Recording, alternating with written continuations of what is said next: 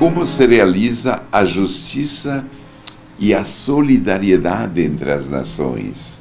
Meus amigos e minhas amigas, louvado seja Jesus Cristo que nos ama. Nós estamos refletindo e chegando ao final das reflexões sobre o 7º mandamento.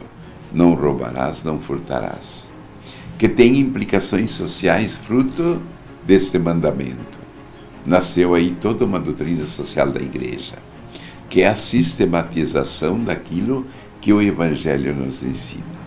E a pergunta do número 518 do Compêndio do Catecismo da Igreja Católica, ele alarga os nossos horizontes, saindo no âmbito local de um país, agora para questões internacionais.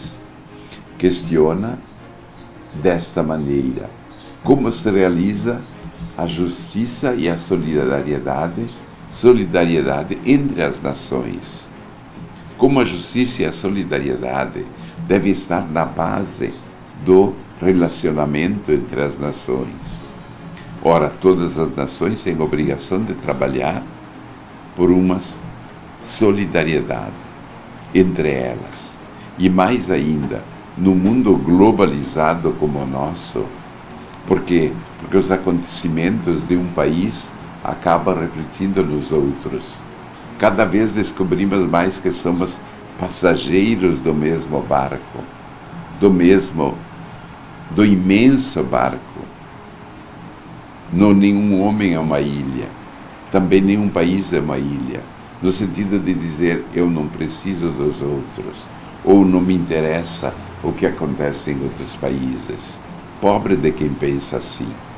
Nós vivemos numa sociedade, numa interdependência entre os países, e deve lutar para ver e expressar a solidariedade e mostrar a preocupação com os países mais fracos, com os países mais necessitados, para que todos cresçam de forma harmoniosa, mas deve-se procurar eliminar e reduzir a miséria. Essa deve ser uma preocupação dos países ricos. A ONU tem se preocupado com isso, mas nem sempre tem conseguido grandes resultados. Mas a preocupação deve continuar, de reduzir, eliminar, é o ideal. Mas ao menos reduzindo e não ignorar países pobres porque eles não produzem e porque não têm riquezas em seu subsolo. Isto é contra o Evangelho, mas levar em conta a desigualdade dos recursos econômicos.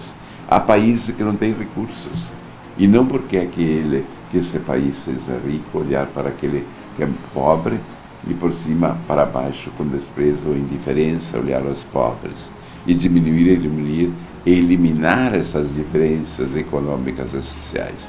Isto que a sociedade deve fazer. E às vezes acontece porque um país é mais rico, domina sobre o outro, esmaga o outro e faz o outro aceitar as suas determinações. Não pode isto.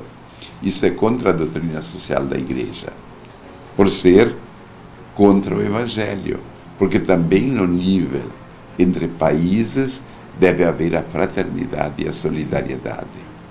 E mais ainda, e evitar a acumulação das dívidas dos países pobres.